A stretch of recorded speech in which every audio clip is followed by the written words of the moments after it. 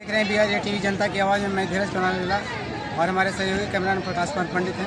आज हम गया जिला के टिकारी राज हाई स्कूल में उपस्थित हैं। यहाँ संकल्प सभा सह मिलन समारोह का आयोजन किया गया है और उनमें तारिक अनवर जो मुख्य अतिथि हैं वो आए हैं। चलिए उनसे बातें करते हैं, उनसे रूबरू कराते हैं।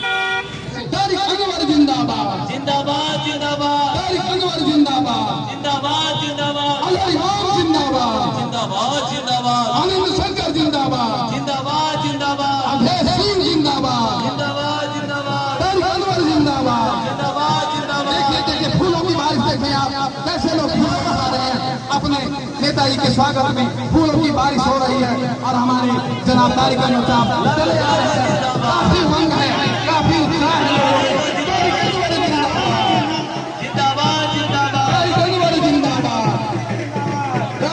शांति बनाए रखिए और आहिस्ता आहिस्ता कृपया सामने से खाली हो जाए। जहां 17 महीने की सरकार जो हम लोगों के साथ नीतीश कुमार मिलकर के चलाए और उसमें उप मुख्यमंत्री तेजस्वी यादव रहे हैं, उन्होंने 17 महीने में 4 लाख नौकरी देने का काम किया है।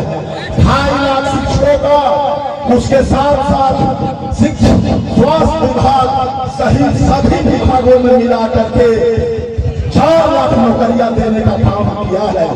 इसलिए आगामी लोकसभा चुनाव में जो मुद्दा बना है बेरोजगारी, उसका मिसाल बिहार से शुरू हुआ है और पूरे देश में एक ही नेता ऐसा है जिनका नाम है राहुल गांधी, जिन्हें विश्व लोकतंत्र का इकलौता नायक कहा जा रहा है, जिन्होंने ऐतिहासिक 4000 किलोमीटर का पदयात्रा किए हैं।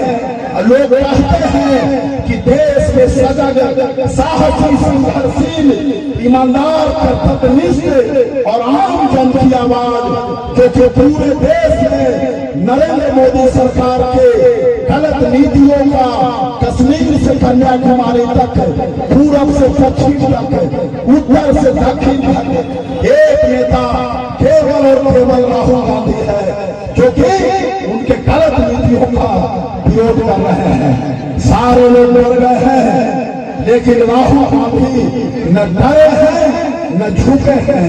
आप देखे हैं कि किस तरह से उनकी सदस्यता समाप्त की गई।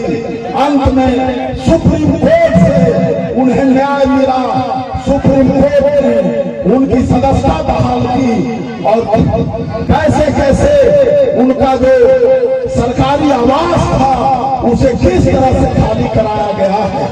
हाल में औरंगाबाद में भारत जोड़ो न्याय यात्रा में जब वो आए तो इसी तरह से इतनी भीड़ जुटी कि कटिहार पूर्णिया के सिस्टम से लेकर के औरंगाबाद, रोहतास, भभुआ और कैमूर तक लगा कि नौजवानों का जनसैलाब उमड़ गया है और लोगों ने ये संकल्प लिया है कि आगामी 2024 का लोकसभा चुनाव जो कि अप्रैल से मई के बीच होने वाला है, उसमें इस किसान विरोधी, इस मजदूर विरोधी, इस महिला विरोधी और छात्र युवा विरोधी नरेंद्र मोदी सरकार को उखाड़ फेंकना है। यहाँ पर बहुत सारे वक्ता है, बस मैं इतना ही कहते अपने शब्दों को आम लेता हूँ और अंत में अजहर इमाम को तहे दिल से धन्यवाद देना चाहता हूँ कि इतना बढ़िया मीटिंग किए और आप लोग भी जितने लोग यहाँ मैदान में आए उनका हम वंदन, अभिनंदन और चरण स्पर्श करते हैं। जय हिंद, जय कांग्रेस, जय महागठबंधन।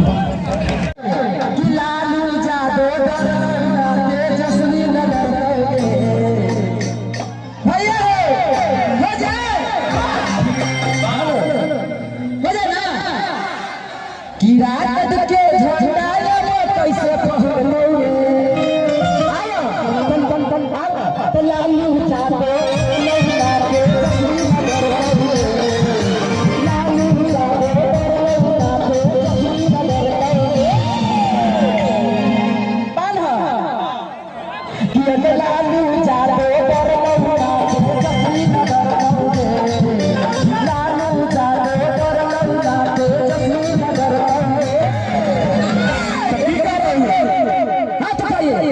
निकलते निकलते कि ना करते तया बढ़िया रे बाकी सगरो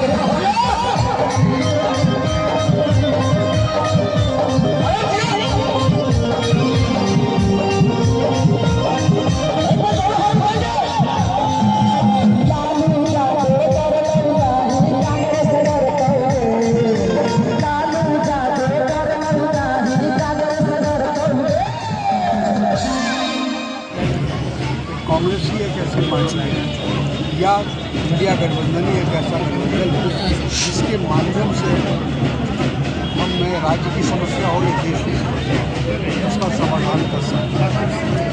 और जहाँ तक आगे का सवाल है, मेरा घर है, मैं अरवल का रहने वाला हूँ, इसलिए मुझे यहाँ से बहुत खुशी हुई। बहुत सारे पुराने और नए लोगों से मुलाकात हुई और उम्मीद करते हैं कि नगर को मजबूत करने में आज का ये कार्यक्रम है उसमें एक अच्छा उसका योगदान है। लोकसभा चुनाव 2-3 महीने बाद इसमें भाजपा भी वादा करेगी 370 अकेला और 400 ये उनकी घबराहट है। वो अपने कार्यकर्ताओं का मनोबल ऊंचा करने के लिए इस तरह की बात कर रहे हैं। उनको पता है इसलिए तो ये जानते हैं कि 370 नहीं आने वाला, 400 से ऊपर नहीं आने वाला, लेकिन वो सिर्फ इसलिए एक तो लोगों को भ्रमित किया जा सके, देश को भ्रमित किया जा सके कि हम तीसरी बार सत्ता में आ रहे हैं। तो भारतीय जनता पार्टी का ये जो इस तरह का रवैया है ये हमेशा रहा है लोगों को भ्रमित करने। लेकिन हकीकत क्या है कि आज लोग महंगाई को लेकर, भ्रष्टाचार को लेकर, गरीबी को लेकर, किसानों की समस्या को लेकर लोग भारतीय जनता पार्टी से ऊब चुके हैं। वो बदलाव चाहते हैं, तब्दीली चाहते हैं। नरेंद्र मोदी जी की जो तानाशाही है उससे भी लोग परेशान हैं, क्योंकि जिस तरह से वो तमाम जो संस्थाएं हैं, सरकारी संस्थाएं, उनका दुरुपयोग कर रहे हैं, उससे भी आमतौर पर लोग नाराज़ हैं। खासकर बुद्धिजीवी वर्ग बहुत दुखी है कि वो सत्ता का दुरुपयोग कर रहे हैं। 3 मार्च को आरजेडी रैली है, 3 मार्च को आरजेडी का रैली जाइएगा। राहुल गांधी पहुंचेंगे बिल्कुल 3 तारीख का जो रैली है वो इंडिया गठबंधन की रैली है और उसमें सभी इंडिया गठबंधन के नेता उसमें शामिल होंगे। उस पर हमारे राष्ट्रीय अध्यक्ष खड़गे जी की भी आने की उम्मीद है, राहुल जी की भी आने की उम्मीद है, लालू जी और तेजस्वी जी तो रहेंगे ही और वामपंथी मोर्चा के भी तमाम नेता उसमें शामिल होंगे। नीतीश कुमार का अभी मंत्रिमंडल विस्तार होने में देरी हो रहा है। वो तो बात साफ है, स्पष्ट है कि जो लोग सिर्फ मंत्रिमंडल में जगह चाहते हैं वैसे लोग हैं वहाँ, इसलिए तो झगड़ा होगा ही आपस में। और हमको लगता है कि बिहार की जनता इस बार नीतीश जी को सबक ज़रूर सिखाएगी। जो इस तरह से लगातार जो दल बदल रहे हैं या गठबंधन बदल रहे हैं, तो लोगों को बहुत लग रहा है कि बिहार की बहुत बदनामी हो रही है इससे। बिहार का विकास ठप हो गया है, विकास की जो काम हो रहा था वो सब अभी अवरुद्ध है। तो ये सारी चीज़ें को लोग देख रहे हैं और आने वाले लोकसभा में भी और विधानसभा में दोनों चुनाव में बिहार की जनता इसका जवाब देगी। ठीक है सर, थैंक यू सर। ये सरकार का मतलब क्या है? मंदिर, मस्जिद, कब्रिस्तान, शमशान, मुसलमान, पाकिस्तान, इसके अलावा कोई और बात होती है? युवा की बात हो रही है, पढ़ाई की बात हो रही है, रोजगार की बात हो रही है,